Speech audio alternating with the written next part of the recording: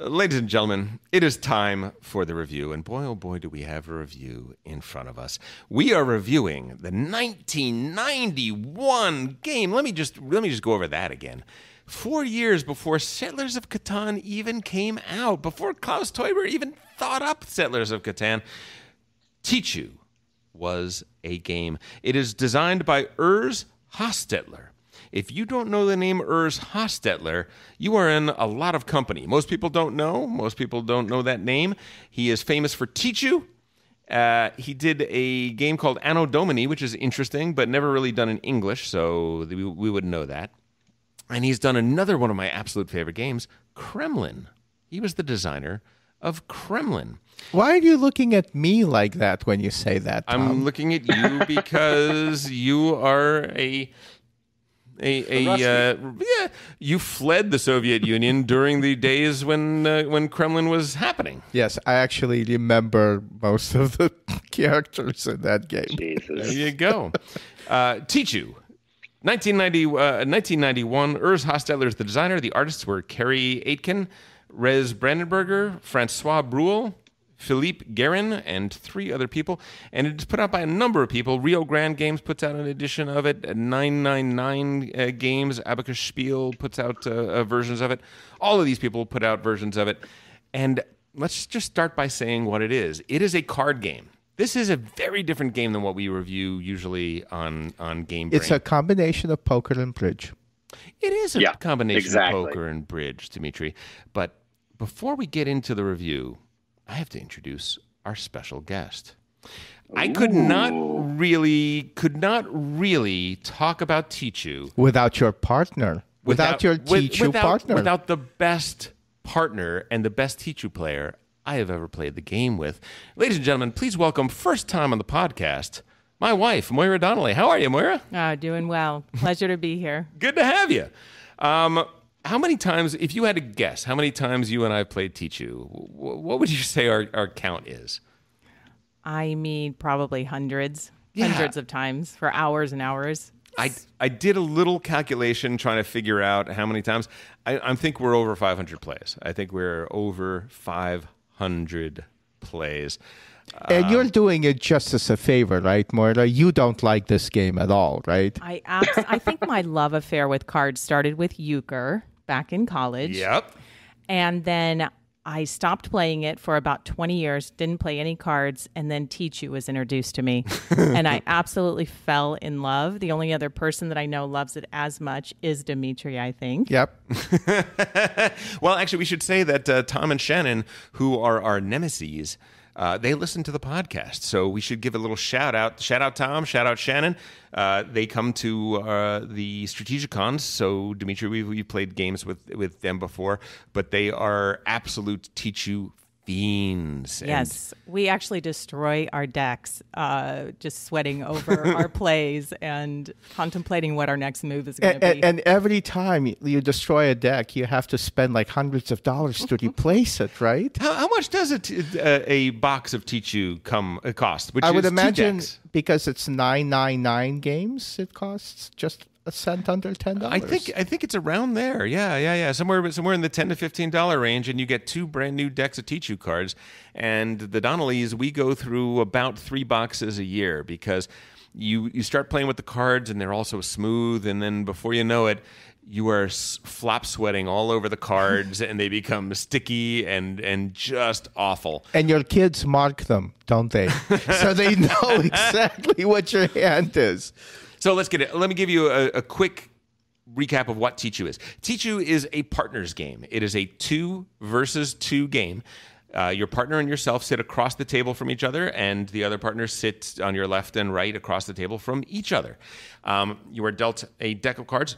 It is a normal deck of playing cards with the exception of 4 special cards. We'll get to that later. Then with these cards, it is a trick-taking game.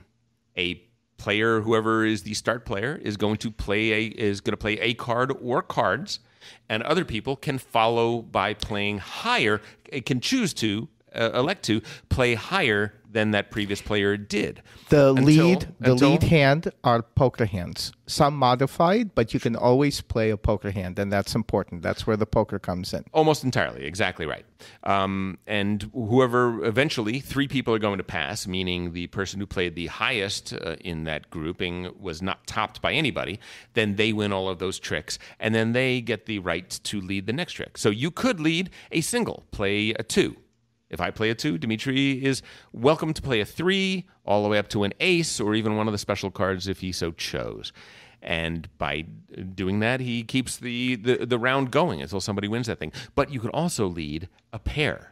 You could also lead 2 pair if they're consecutive. That's a little special rule here. You can't play a pair of 2s and a pair of 4s. That's not legitimate. But a pair of 2s and 3s is legitimate. And you can play more than 2 pairs as Correct. long as they're consecutive. As long as they're consecutive pairs. Again, modified poker hands. 3 of a kind is a thing. Straights are a thing, as long as they're a minimum of 5 cards. And if you were to play a 9-card straight in Tichu, it is a pretty devastating hand because the only hand that beats it is a higher 9-card exactly straight. Flushes do not play. Nope, no flushes. And you cannot beat, Except for one thing, but we'll get to that. unlike in poker, you can't beat 3 pairs, say, with a full house. It has to follow the rules of the hand that is led, except people for, might use the word trump in this case. So when you lead with a pair, you must play a pair and only a pair on top of it. You can't play anything else, with the exception, as Dimitri mentioned, of bombs. Moira, what are bombs? Bombs are either 4 cards of the same 4 number, Yep. 4 of a kind, or they are straight flushes. 5. It needs to be A 5-card straight 5 flush or cards higher? straight flush or higher. Sometimes the most exciting is to get up to 7. Ooh. Yes. Now, what does a bomb allow you to do that you normally can't do in Tichu? Absolutely anything. You can bomb anything, and then all play stops, and that hand is yours. Yep. Unless somebody has a higher bomb. has a higher bomb, exactly. And the straight card bombs are higher than the 4 of a kind bombs. yeah. Exactly right. Which means you have an interrupt. I could see that Dimitri is about to play, and somebody plays right before Dimitri. And I realize, oh, Dimitri could go out right now. Boom, it's not even my turn to go. I throw down my bomb and I say bomb. And play stops. Dimitri does not get to play his wonderful hand that he was wanting to play, unless he has a bomb. I take all of those cards. They're mine. Now I have the lead, and I might have gained some very valuable information. You could even bomb yourself. I could play a nice, wonderful hand and then immediately bomb it to keep the lead and to not let anybody else play on that and keep on going. So far, so good? You with me? All right, so then it gets to points. What is the goal of this thing? Well, in a normal Tichu hand, which does not happen too often, but a normal Tichu hand, the 10s and the kings are worth 10 points each, and the 5s are worth 5 points each, which means each hand is worth a total of 100 points at the end of the round. And it's divvied up among the people that won those tricks. That's not how you score most of your points. Moira, how do you score most of your points? Most of your points come from the dragon, the special cards, right? Well, no, I think he's talking about calling Tichu. But yes, yeah, we should mention that the 4 special cards are the dog. The dog is really simple. You have to have the lead to play the dog. You can't play the dog on anything. But when you have the lead, you can play the dog to give the lead to your partner who sits across the table. That can be a very valuable thing. Yes. There's the birdie or the mahjong. The mahjong counts as a 1, so it's lower than a 2, and it allows you to lead. It also allows you to ask for a special card and for a regular card, and the next player in line has to play that card if they can. So you can sort of force people to play a certain way. And then there's the Phoenix and the Dragon. The Phoenix is a wild card. It can imitate any normal card, or it adds half a point to the highest single card that has been played before it. The only problem is that if you win a trick with the Phoenix, it's worth minus 25 points at the end of the round. And then there is the Dragon. The Dragon is the single highest card in the game. It plays only as a single, and it counts as an ace plus 1. But when you win that trick, it's worth 25 points. But you have to give all of those points in that trick to a member of the opposite team. Unless you won the trick with a bomb. But again, why does none of this really matter, Moira? Because of Tichu. Because of calling. Yes, you've Tichu. got to call Tichu. You can even counter Tichu, but once you call Tichu, your partner. This is where the play comes in. Your partner is all about you. If you've called Tichu, that partner just is there to support you. All right, now, Moira, I didn't call you here to give away all our Tichu secrets. All right? Most people do not play that way. I know. It's hard to do. You got to fall on that sword. So when you call Tichu, what it means is before I play my first card, I call Tichu, and that means I am betting 100 extra points that I will be the first person out of cards. That I will be the first person to have played my last card. If I succeed in that, our team gets plus 100 points. If we fail and somebody else gets out first, we get minus 100 points. And remember, the maximum total value of all the points in a Tichu deck is 100 points. So a 100-point bet is pretty huge. So what are you doing? When I get my initial cards, I'm looking. What do I have? Wow, I have an 8-card straight, but Can I win the lead to be able to play that 8-card straight? Well, I got 2 aces. Is that going to be enough? Maybe it is, maybe it isn't. So you're evaluating your hand and seeing what your strengths and weaknesses are, which leads us to one more thing. I have a partner. I can't communicate with my partner. There's very limited things that I can tell my partner, no matter how much my partner and I want to talk to each other. But there is one way we communicate with each other. What is that? Through passing. Correct. What do we pass? Well, if you're going to call Tichu, you usually pass, if you have the dog, you want to pass that to your partner, or a low card communicating that you're going for Tichu or seriously thinking about it. Yeah. So we pass 1 card to each other player. We pass 1 card to our partner and 1 card to each of our opponents. And that 1 card passed to your partner is a tremendous amount of information. Like Moira was saying, it should be a signal. Most of the time, it should be a signal. If I don't think I have a very good hand, I want to pass the best card I have to my partner in the hopes that they can call Tichu. If I have a great hand, I want to try not to pass them something too high. And if I have the dog, pass them the dog for sure, to give them a big warning light that says, warning, warning, your partner may be calling Tichu, right? Exactly. So, Tom, listening to these rules, I have to ask myself, why do I like this game? Jake, why do you love this game? Why is this your number 2 game?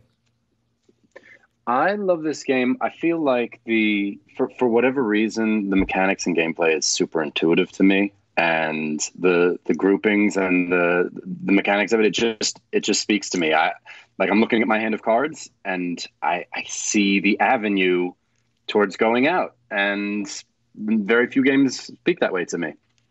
So basically, you can go from strategy to tactics in a very intuitive way. Huh. I couldn't have said it as eloquently, but I suppose that's true. Yeah. So this, for me, one of the reasons I love this game is that it has both strategy and tactics. Yeah. And they're very intuitive, which means that people who love strategy, heavy Euro players, can enjoy it. And people who aren't used to heavy Euro games, because going from strategy to tactics is intuitive, can also enjoy it. This is a game for a very wide range of people. That's like one of 100 reasons that I love it. Moira, what is it that sings to you about Tichu? Well, I love the way Jake and DMITRY just put that, because I hadn't really thought of it in that way, but that's exactly the process that does happen. Also, just those special cards, you can play those in myriad ways. And it's not all over if you've got a low hand, if you've got a bunch of cards that are just all low, and then you have your one, high card, you give that to your partner, and then you from your opponents, you get some more low cards. There are so many ways to combine those cards, and the play is always a surprise. The way that it's played out on the table. Even though the rules are always the same. Yes. This is not a variable rule. This is not like a game where you announce this is going to be the trump card, or eights are wild, or suicide kings, or whatever, worth minus 100 points. This is a game where there's a very rigid set of rules, and yet every hand that you play is completely different, which means that it's infinitely replayable, and infinitely variable. That is kind of a miracle, I think. For me, the thing about Tichu that makes it so amazing is the teamwork aspect. We play games that are cooperative games in which we're all working together to beat the game, right? Pandemic Legacy, the pandemic games and things like that, all that sort of stuff, Spirit Island. But it's not the same as my wife and I working together to beat this other couple that are also working together. And we are and I can't communicate to her, but I'm just in my mind telepathically sending her a message, play a low pair, please play a low pair. Oh my goodness, if you just play a low pair, it's going to be so beautiful. And the amount of working together, like when we succeed as a team. We really do. It's not two people both playing their best but not playing together are going to get crushed in this game, right? That's exactly right. Yeah, when you think, oh, I want to try to get double fun or something. Yep. So I'm going to, play this huge, long straight. By the way, I should just say, double fun is not an actual Tichu term. I started playing Tichu before most people played Tichu. This was a very early game for me, and I taught it to a whole bunch of people. And it's technically in the book called Double Victory, which means that if you and your partner go out first and second, all play stops, and you get 200 bonus points in addition to whatever Tichu points you got. And some point very early on, because the game has a very fun sense of humor. I mean, Urs Hostetler is Swiss, I believe, and he designed this game that's supposed to. It's got nonsense Chinese characters on the front. It makes no sense. It means nothing. Like a tattoo. Yes. Like a lot of tattoos, exactly. But he wrote this thing in the first editions of the game. He had this joke book, like the whole book. The instructions began with a story about going to China and finding out that everybody there played this game called Tichu, and every bus driver in China knew Tichu, but they knew a different rule set for Tichu. But talking to them, they had this arcane sort of language about it, and there's nonsense. Absolute nonsense. Not at all true in any way, shape, or form. It was him being funny. Now, this game does owe a similarity to a Chinese card game. It is true that has a very different name. But no, it's nonsensical. It doesn't actually mean anything. And I like that. I like that sense of humor. And so very early on, I started calling it Double Fun instead of Double Victory because it just sounded it sounds wonderful. But to get back to what we were both discussing, yeah. It is as interactive as any game I can think of. Yeah. And it's also a combination co-op and competitive game. So in many ways, it's the best of both worlds. It really hones your skills in competition and in co-ops, and you're constantly watching other players. Yep. You're constantly interacting with other players. Why is that, Jake? Why do you first of all, you play apps. You play Tichu on apps, so maybe you're not watching other players quite as much. I admit that lately I've had to play it on the app because you can't get near anybody these days. And also it's really easy to just flip open your phone and get a fix because this game is so addictive and so satisfying. But why you pay attention to your opponents is because you're trying to, or at least I am always trying to deduce what the spread is. What do they have? What are they likely to do based on what they've thrown? And then that will inform what my play will be and what my partner's play will be. And not only can what they play hurt you, it can also help you. Like there's so many times when I'm sitting... Oh, absolutely. You can try and bait them. Yes, right? It's almost like a reverse bluffing where you pretend, I don't have a straight because you have an enormous straight, or you pretend you don't have a full house, or you pretend you don't have aces, right? Because you're saving something for later in the game. You're playing with their mind. There are couples Absolutely. that we play with that will not allow me to watch them as they put their cards into their hand because I'm watching the way they're organizing their hand and figuring out what they have. Well, that's part of the game, though. That's too bad for them. Because it's random, but it's not random, right? That's right. Because the entire deck is dealt Yes. in every hand. So every Yeah. card that is going to be played in that hand is in someone's hand. By looking at your hand and by seeing what cards your partner is passing you and what your opponents are passing you, you can pretty much have a good guess about what they're playing with. Yeah. Absolutely, I agree. The game has some of the highest highs and lowest lows of any game that we. When you say, Moira, what do we do after a Tichu game? After the Tom and Shannon have come over and they go home, what do we do with the score sheet? Oh, we hang it up on the wall. And sometimes there's a lot of counseling. There's a lot of counseling that has to happen after a few hands. And in a place of honor or a place of shame, depending upon how we did. yes, and I mean, it's got that poker aspect. You need to be careful how you're arranging things in your hands. Yeah. And almost always you have a feel for who has that birdie, who's going to have the lead just from the passing. Yeah. And the getting ready to start the game. Now, we should say that there is one other rule that we should point out, which is there's something called Grand Tichu. Grand Tichu is what we do is we deal out 8 cards before we deal out the other 6. So we deal out just a little more than half of your starting hand. And if at that point you think, wow, this hand is really amazing, we really need a lot of points right now, I'm going to call Grand Tichu before I've even looked at almost half of my hand. And that is saying I'm going to go out first, even without knowing what the rest of my cards are. And if we do, we get plus 200 points. Or minus 200 points if we lose, which is to say, this is a swingy game. One of the reasons this game has such high highs and such low lows is that it is Vegas. This is gambling.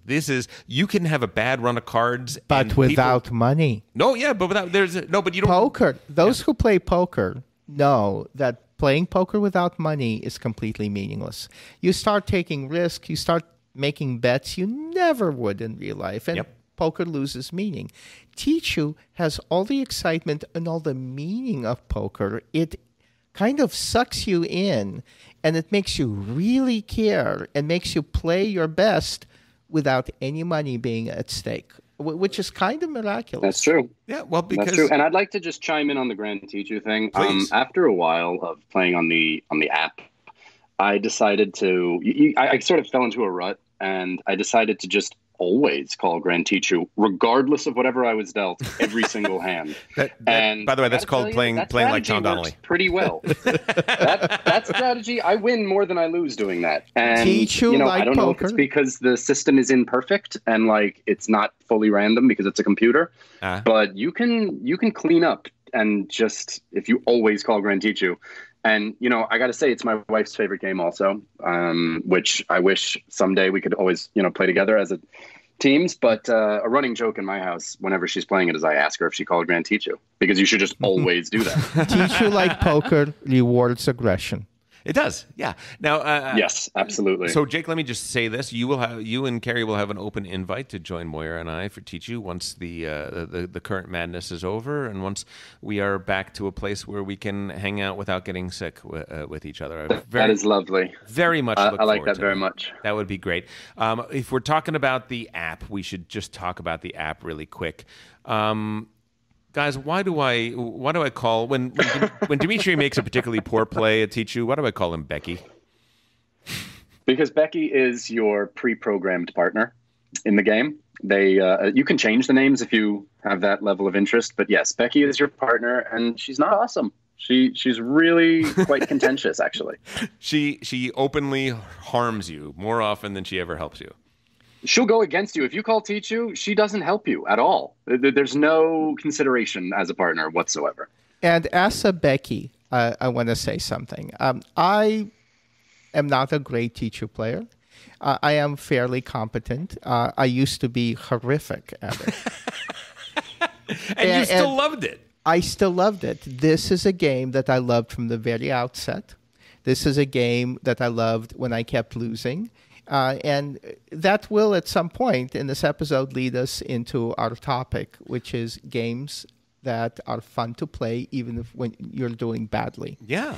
But there are a couple of things I want to talk about, Tichu, before we leave the subject. Sure. Tom, how long is an average hand of Tichu?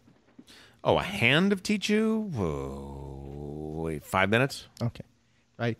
So you are going to experience highs and downs, highs and lows, and extreme emotions in 5 minutes, guaranteed. And then the next 5 minutes, it's going to be wiped clean, and you're going to have a brand new hand. So as a game, Wiped clean. It sticks with me, baby. It's all in there. well, I have no shame. Maybe you should have a little less. But Moira, is this a high like a fast-paced game for you? It really is. I mean, it is so engaging. I really never stay up super late, but I could stay up till 3 or 4 in the morning playing Tichu, no problem. When we play with my brother and his wife, we will go until 2, 3 a.m. Hours, and you don't even feel the passage of the hours, and that really does not happen to me. But it sucks you in, and it completely takes you on that ride that you're talking about, DMITRY. It is the only game that before we play, my wife wants to huddle with me and talk strategy. She's like, okay, here's what we're gonna do. She's like, okay, now don't you let up on them. Okay, you're going to go right now. But actually, I do think that one of the reasons I wanted Moira to come on, besides her love for Tichu, is that I think she and her love for you. You have worse without shame. Is that I think, Moira, you have a very good perspective on how Tichu should be played and what and how to look at the game that even people we've played with tons and tons of times don't always get. So what would your advice, if there's listeners out there that are going to pick up a copy of Tichu and are going to start playing it, what is your starting advice to how to play good Tichu? I would say just take the individual completely out of your mind. You are totally tied to your partner, and then it becomes so much fun. Like, I can tell you that I have this uncanny ability to, no matter who is dealing and who has just shuffled, I get a whole bunch of low cards and one really high card, and so I'm always dealing down there at the bottom. And Tom has all of the best cards, like 12 cards straight. That happened the last time we played. He had twice in 2 different hands. He had 12 card straights and in a 14-card hand. Yeah, and this is typical. So I would say just taking what you have, manipulating it, and it is this strict rules, yet you can break them all. You don't have to play the bird in that first hand. Mm-hmm. You know, you can play it as your very go out card, and just breaking all of those. You're not exactly breaking them, but those special cards allow you so much flexibility in this game. Yep. And kind of taking your position. I know that other couples, they're like, oh, I just saw my opportunity to, get all these out of my hand, and then we might be able to get this double fun, right? Right. But you got to get your partner that Tichu if they've called Tichu. And for me, it was a journey. I mean, I had to learn that. It wasn't that I had it all at once. Moira, I like what you just said because you said every rule can be broken. And gamers call it playing on rails when a game is too confining and too strict. What Tichu is like, for me, is really, it's like a roller coaster without any rails. Because you're right, your strategy, your tactics can counteract any rule that you might have learned. Sometimes playing against expectations, like in poker, will bring you rewards. There's so many possibilities. Yes. Yeah, what Moira was saying, this is one of the reasons I wanted her on, because you are such a good Tichu player. You really, really are. Even though I'm calling more of the Tichus and all that sort of stuff, it would not work if you weren't playing the way you are. And by the way, when you have a good hand, you will call Grand Tichu, you will call Tichu, you're an early caller, and you go for it, and you're great in that mode as well. But it's one of those things where what'll happen in Tichu is you'll have a pair of 2s, 3s, 4s, and 5s. Horrible, horrible cards, but you can play them all at once if only you can get the lead. And then you have one ace. Most players are not going to pass that ace to their partner. Moira is always going to pass that ace to her partner. Bad players are going to think, well, I want that ace, so if I get the lead, I can get rid of all of these low cards. Moira's thinking is that all of these cards, the entire hand is only worth 100 points. If my partner can call, if I give my partner an ace and that gives them the extra card they need to call Tichu, they're getting an extra 100 points in addition to whatever we get. It is so much better. And it's not just passing the card; it's how your partner plays. Correct. During the hand that supports you, Correct. because there's so many ways in which a partner can wreck your Tichu by playing on. Right, Moira, Yes, can you talk about that? Yeah. Completely. I mean, the strategic use of the dog is very important. Yes. But also in that pass, when you are obviously you communicate to your partner playing that high or that low card, but I don't always pass the lowest card to my opponents. I go ahead. I mean, if I have a combination, I can get a full house, or I can get those straights going in the low numbers. I don't always pass the 2s and the 3s, and you never ever pass the dog. That's confusing to people. Except for Grand Tichu. Except for that's the one exception. Oh man. But yes, that support of the partner where you know what they're going for, and you just stay out of the way. I mean, you may pass the entire time, and they've gone out. And what it ends up creating is like two different dogfights, right? There's one person on the other team is chasing the Tichu player and trying to stop them from getting Tichu. The other person on the other team is sort of the goalie and is sort of sitting back there not playing any cards because we can't let them get double fun, so I have to keep some of my good stuff. And then invariably it creates this wonderful rhythm where there's a race for Tichu, and then after that there's a whole other game to be played. And Moira is so good at that game because she's used to having low cards, and she knows how to play those suboptimal hands. And to realize that, hey, you know what? Almost all the aces are gone. Almost all the kings are gone. Suddenly my hand isn't that terrible anymore. It's playable. All of a sudden we can do things with this. It's part of the unpredictability of Tichu. You know, in physics, there's a 3-body problem, and in Tichu is a 4-body problem. It is. It's a 4-mind problem, and as good as players are, the better player you are, the more unpredictable you are in Tichu. This is one of those things that makes me sad that we're in quarantine, that we're dealing with this global crisis. I very much miss playing games face to face with people at a table. I very much miss that. But I don't miss that as much as I miss playing Tichu with people across the table. Like playing Tichu virtually doesn't do anything for me. I need to be able to look in people's eyes. I need to be able to see their body language. For me, that's a classic part of the experience. And I hope very much that all 4 of us will be able to play Tichu in the very near future. And I hope we can all get together for Great Western Trail. I agree. Just kidding. Jake, any final thoughts? Just that this game is excellent and everyone should try it. And Moira, any final thoughts? Just ultimately, it doesn't matter if you're winning or losing. It's a thrilling card game.